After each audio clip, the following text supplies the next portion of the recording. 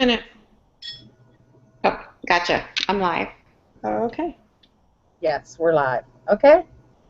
We're All right. good. So this is Linda Lee-Bardowski and Susan Sander and Sherry Riley doing our Google Plus Hangouts broadcast on Philippine Americans. The conversation is going to be based on Chapter 22 in the book Transcultural Nursing by Madeline Leninger and Marilyn McFarland. And here we go. According to the book, the population group of Philippine immigrants has steadily increased since World War II, and Philippine nurses practicing in the United States are one of the largest groups of foreign-born practicing nurses. They came here largely because of economic and political reasons, and conflict with Anglo-Americans and Philippine nurses in practice has been in existence for decades. American nurses are typically assertive in the workplace. They value individualism and autonomy, according to the book, and competitiveness. And that's almost complete opposite of what the Philippine nurses who work in this country do. They more or less turn the other cheek. They avoid confrontations with coworkers. They defer to anyone in authority in order to maintain a smooth relationship, and that's one of their cultural values. In the mid-1980s, there was an active recruitment of Philippine nurses that came to the U.S.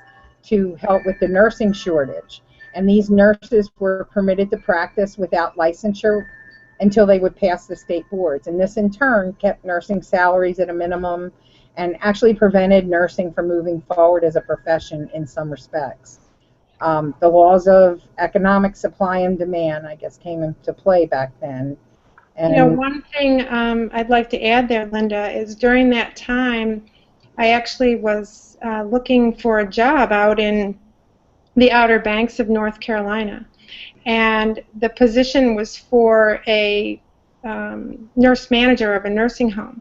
And when I got there were probably 95% of the staff were Filipino nurses. That was obviously during the nursing shortage, and these nurses had come over from the Philippines to work there. So when I applied for the position, the salary for the nurse manager was extremely below the average. I was making more in my staff nursing job than I actually would have been making as a manager at this facility. So it definitely impacted, the advancement of nursing for sure. I agree with you too, Susan. I remember I was a nurse back in the 80s when the 80s and 90s when the Filipino nurses were brought over from the secondary to the nursing shortage, and I was amazed that their skills weren't just quite up to par as to what our nurses here were. And I know there was great difficulty as I took my RN state boards with several of the Filipino nurses in Florida, and some of them were taking the boards for the second or third time. I found when back then in the 80s, I was nursing as well, and I found that their skills with task-oriented things were, excuse me, were tremendous. They were unbelievable caretakers of the patients, but they definitely lacked in the professionalism, so to speak. The country's history. They were taken over by Spain in the 1500s, and that they were part of Spain's new empire, according to the book. And that's what brought Catholicism into their country, and that continues to be their primary religion. And it definitely contributes to their cultural values at this point in time. The Spanish-American War came in 1898, and at which time America gave them more autonomy and freedom, but they weren't independent until wartime, after wartime occupation by the Japanese. And on July 4th, 1946, they became the Republic of the Philippines. Since then, because of its location and small geographical size, it's been threatened by communist guerrillas, rebels, and autocratic leaders on numerous occasions. Just makes them susceptible. Their worldview, religion, and kinship is evident in their practice. They have a deep sense of loyalty, pride in their country, language, kinship ties, a philosophy of life and religion. And that's not unlike the American culture. Many of their worldviews stems from their religions, as I said before. And like I said, it's similar to what I was raised with, Christianity. They feel that the world is a gift from God, quote unquote. They have a deep sense of loyalty to their family members. They don't believe in nursing homes. They feel they are responsible for their elders and the care of their elders. They have an emphasis on strong family obedience to preserve the family name, and any acts of disloyalty or misconduct or delinquency was felt to shame the family and shame the family name, actually. Linda, just to interrupt for one more moment, thinking on that about how they value family and they take care of one another and don't believe in nursing homes, we don't see that a whole lot in our, American culture. A lot of our, loved ones are in nursing homes, assisted livings. But one thing I think that's pretty interesting is that our veteran population is very similar to that. Most of these veterans that we serve, their families are very loyal. They keep them home, I would say probably 95% of the time, as long as they can. Now, some of that I think is financially driven because of the veterans, benefits and obviously helping to support the family and, provide for them. But the other end of that spectrum is I think that they do have a strong loyalty to the veteran and their service to our country. So I just thought that was an interesting piece, that part of our culture, really does value that family unit and keep people together. Yeah, I agree too, Susan, that I think there is an element of that here in our country. It's not always evident, but I think it does exist here, and probably not as strong as the Filipino culture as much, but it does exist here. Yeah, I think I was raised that way myself. And, Susan, I know you're going through some family issues, and I know you have those values, and, it's kind of interesting how they are very similar to our personal values. The book indicates that they have names for these cultural values and beliefs. And more appropriate is saving face not to shame oneself or others, and Haya is avoiding social shame and having self-esteem. Utang Na Lub is mutual reciprocity, which I thought was interesting. That is basically saying that the recipient is morally bound to repay the helper. Bahala Na is to leave oneself to the will of God, and Pakakasama is to keep smooth relationships going. Other than that, let's see, being quiet and providing privacy and being pleasant were viewed as caring and linked to gentleness and physical comfort measures. The Philippine nurses were skilled in providing generic caring modes. As I indicated before, with their the physical care that they provided the people when I worked with them was really, really good. Well, getting back to why the Philippine people came here, certainly, the nursing shortage was a major reason why we really recruited the Philippine population. But basically, in the book, they talk about the economics and educational factor with the Filipinos coming here. The Philippine people lived in rural communities over in the Philippines. Agriculture was their way of life. They highly valued it. They talked about farming as their livelihood. They raised rice and corn, fruits, vegetables, things like that. And they really, when they came to the United States, they lived in more urban areas. They had great difficulty adjusting to that way of life. And certainly in their pursuit of education, because they do value education. Their young people went back to school and basically got the degrees and helped the elders survive here. 80% of the people that came here were middle-class professionals, like nurses, engineers, tradesmen, things like that.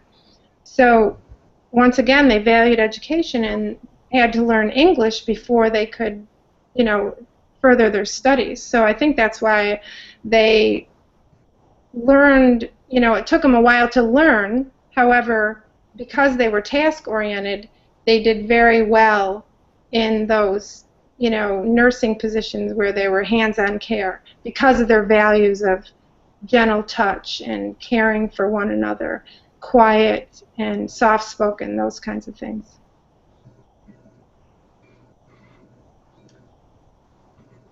The other thing that they looked at was Leninger talked about dominant ethno-care values, beliefs, and practices.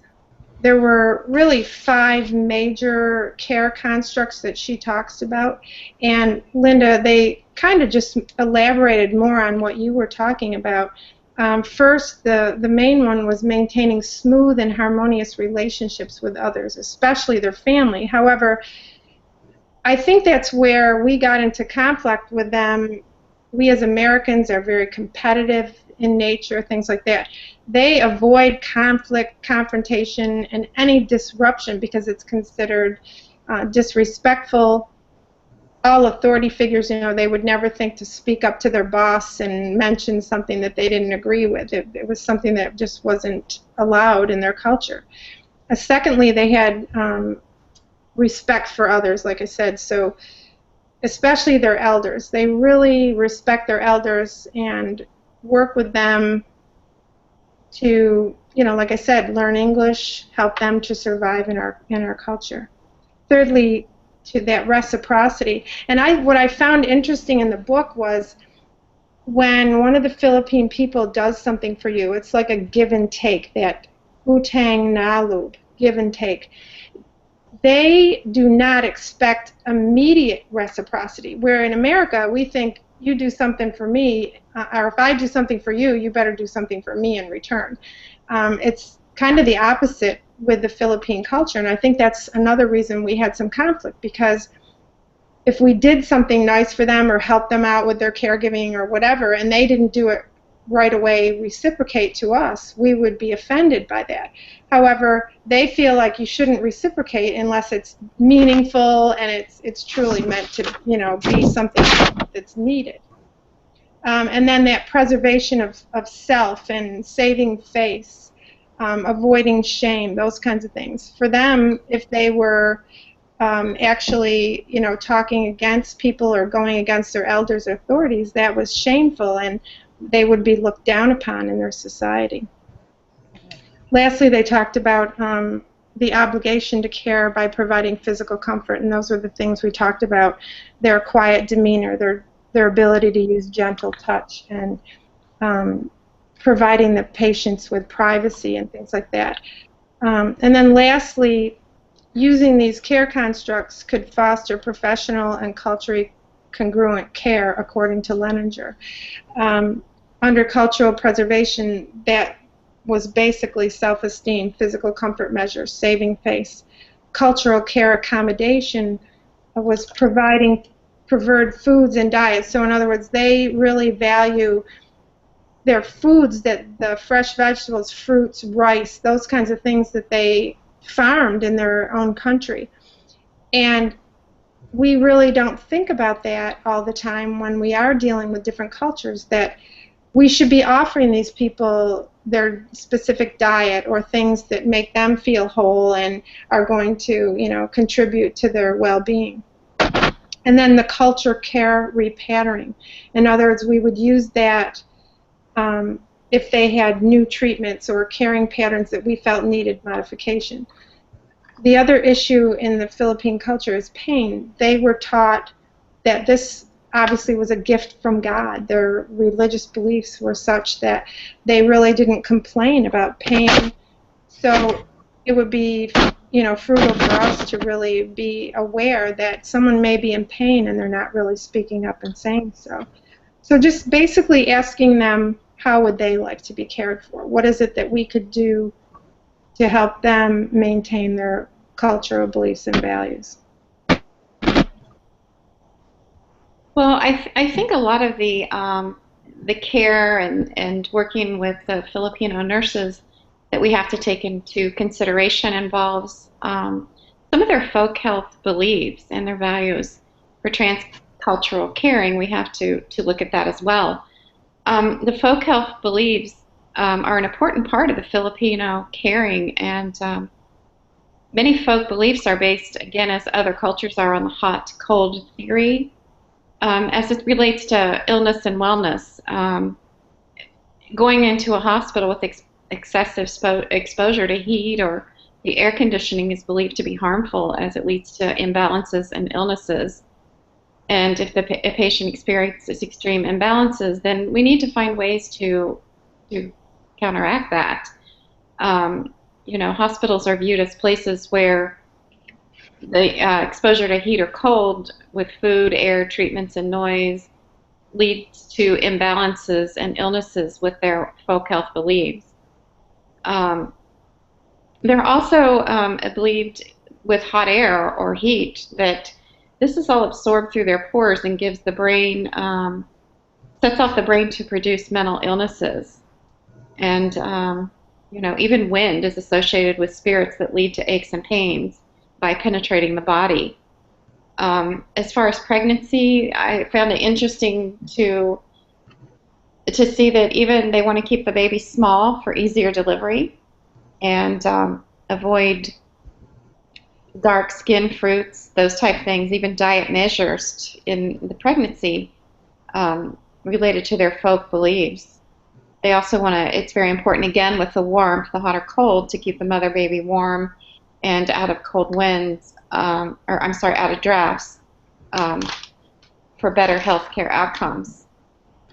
As far as the mental labeling discomforts, because of their quiet nature, often they've been thought to be paranoid or severely depressed. They don't always want to speak with professional people regarding their problems because it's just their way, and keeping them to themselves, then they become labeled as paranoid or psychotic. I think we have to take into consideration the transcultural clinical nursing conflicts. I mean, Anglo-American nurses, we value assertiveness, independence, direct confrontations. We're competitive. We have a lot of technology is important to us. And, this is just the way we are. But when you come to the Philippine nurses, they want to maintain their cultural values. They're quiet. Their communication is often indirect. They respect authority. They want to avoid shame, and they want to maintain their self-esteem. But I think, they also are not given management jobs either. So with transcultural nursing, it's really important to understand both cultures if we want to facilitate quality care in nursing with the Filipino nurses. I think Leniger did a nice job with her culture of care theory, which focuses on the cultural values of nursing. And things are better nowadays than they were in the beginning. Even the Filipino nurses have cultural organizations just especially for the Filipino nurses. I agree with you, Sharon. I think that we've done a lot better job in today's nursing and education to really bring to the forefront the cultural, awareness and being aware of other people's cultures and how it affects our ability to practice and how they view health and wellness. I think it's interesting. I think it's interesting to, when I think back when the Philippine nurses first came into this country, and some of the individuals that I actually worked with, I could just read that they were, at times they would be boiling inside, angry at something or just, but they never ever would confront anyone, and so I think over the years they've transitioned into more of a Western culture. Uh, they've gotten some of our habits, unfortunately, in some respects. Very good. Well, thank you so much. I think it was a great review of the Philippine culture. Does anybody have anything else to add? I don't. Thank you. It was a great review. Yeah. Good Okay. job, girls. Take care. Thanks. Bye. Bye. Bye.